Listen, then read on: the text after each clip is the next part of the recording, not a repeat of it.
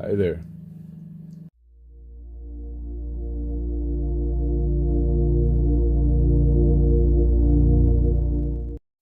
Just in case Alex is watching this is day 3 with no wake and bake. But I also went all day and night last night, even after the premiere. All night, even went to sleep. No MJ. I don't know how I feel about that right now, but this is day 3, and I don't plan on doing 420 today. We'll see. Day 3 with no wake and bake. Got about an hour and 20 minutes to 420. It shouldn't take me this long, or that it should not take me that long today to get through this. I put out a video yesterday called The Art of Stealing Someone's Sovereignty.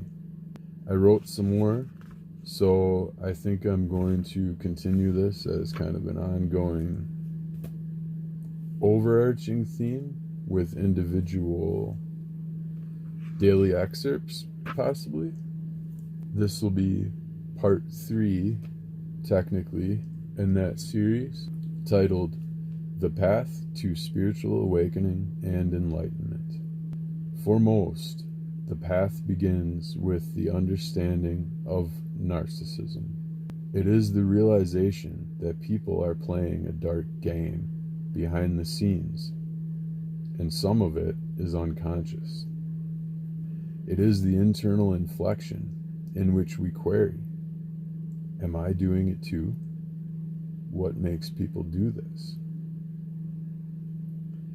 It is through understanding the behavior that we see that it is a defense mechanism used to gain control under false pretenses. Seeing this deceptive game for the first time is akin to a river fish finding the lake. The world is much bigger than it seems.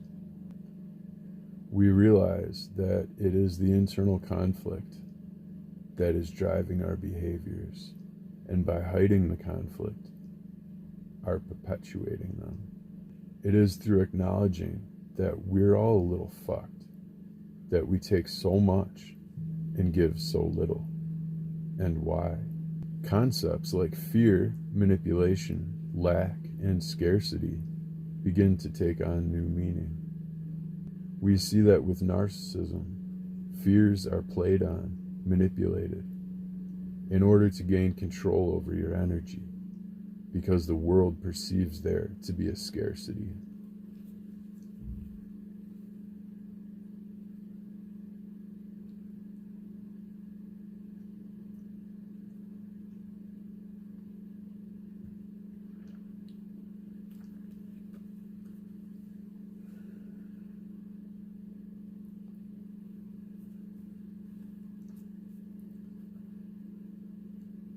The lack of openness, love, and compassion in our day-to-day interactions perpetuates the scarcity in the world. When we open up and look within at our own behavior, we are engaging in self-love. We understand that we have a lot.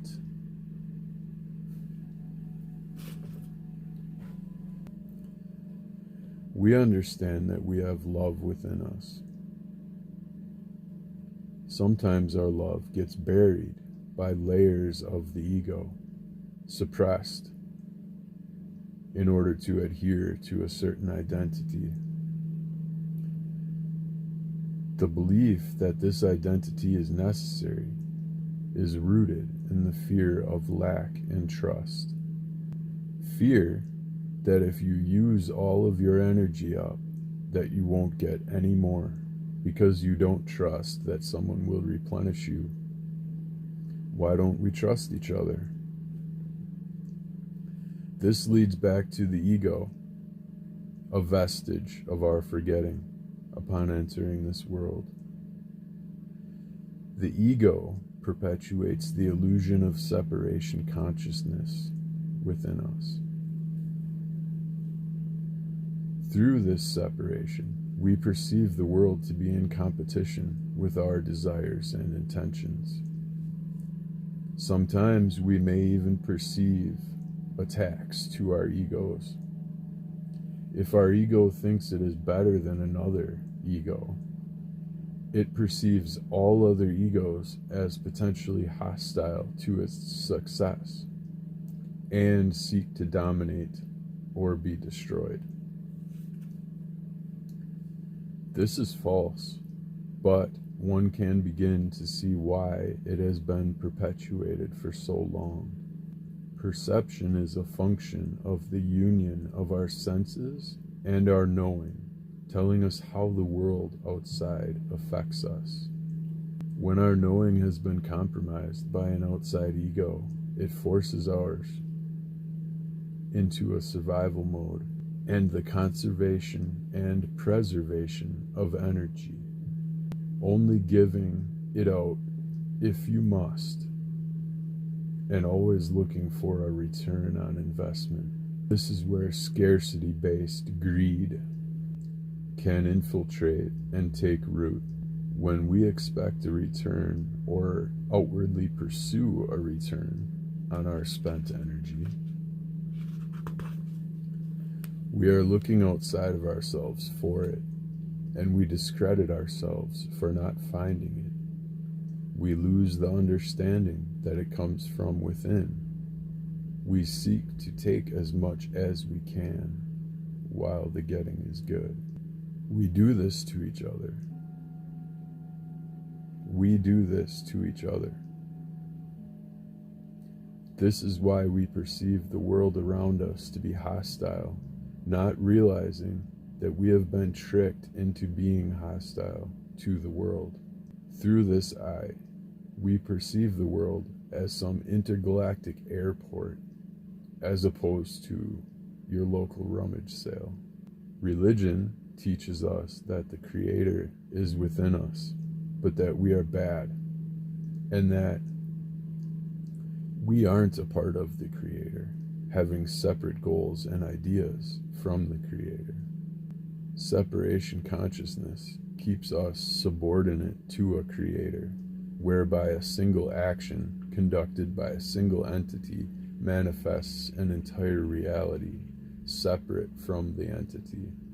Creation is the process of life forming over time as a result of consciousness.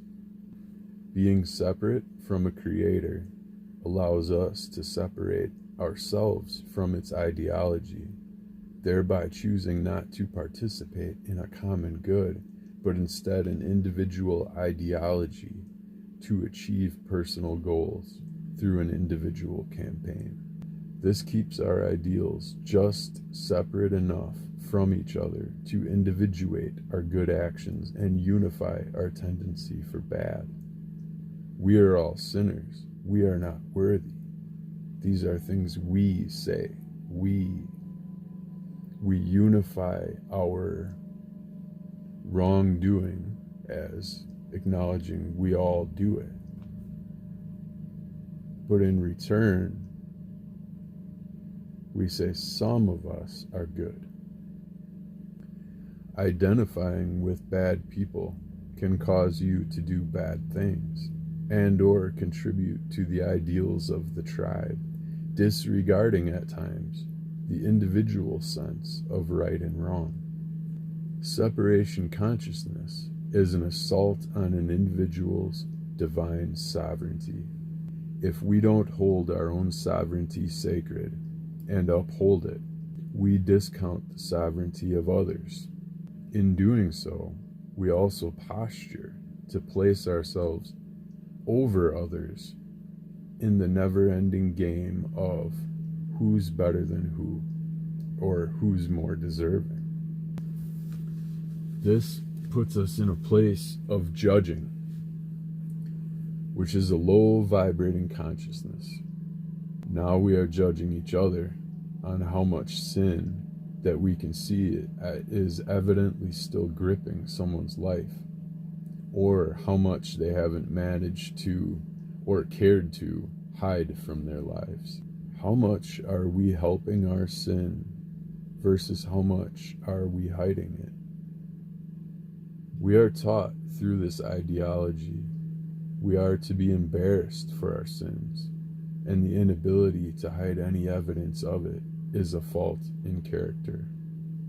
The real fault of character here is pretending not to have the thing that you believe everyone has for fear of ostracization. Pretending to not have the sin is narcissism. An illusion of good is a lie and a hiding of evil. The boost of confidence and energy gained from a successful front is half-lived and actually deleterious to higher vibrations. This causes kamikaze criticization of self due to the knowledge that it is. Others could see beyond your subterfuge. That the reality, let me start that over. The boost of confidence and energy gained from a successful front is half-lived and actually deleterious to higher vibrations. This causes kamikaze criticism of self due to the knowledge that if others could see beyond your subterfuge, that they really wouldn't think highly of you, and therefore making you feel like a bad person. So you desperately cling to your subterfuge and attempt to extract everything possible while the getting is good, to feel better about it. This is a self-perpetuating cycle of self-shame brought about by separation consciousness, promoting cycles of self-shame and judging others for theirs. This is the proverbial snake eating its tail, promoting no good in the world. We learn to hate ourselves and hate how the world works. We learn it through participation in this ideology.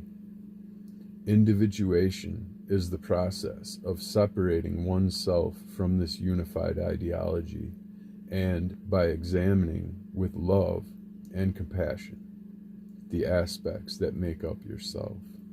Forgiving yourself releases your focus from the sins of the past to the good of the now. If one is focused on past actions being bad, they will tend to assume they must try harder to be good.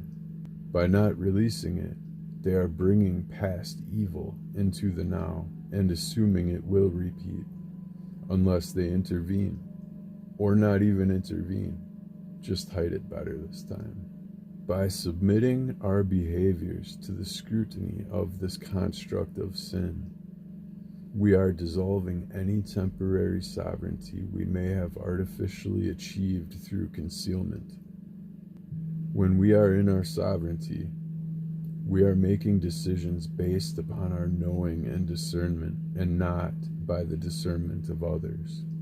By placing ourselves back in this power, we no longer desire to take it from someone else, which allows us to do good through our actions by promoting others' sovereignty and not seeking to destroy it through narcissism or other means.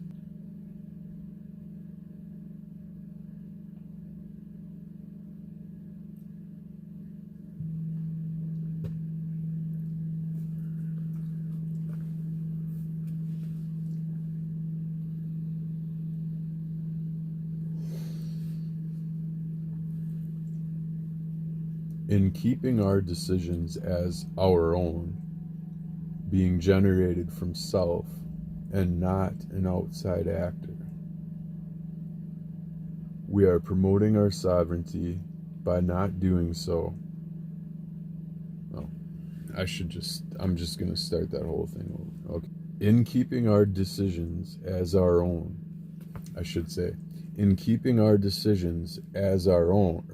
in keeping our decisions as our own, being generated from self and not an outside actor, we are promoting our sovereignty.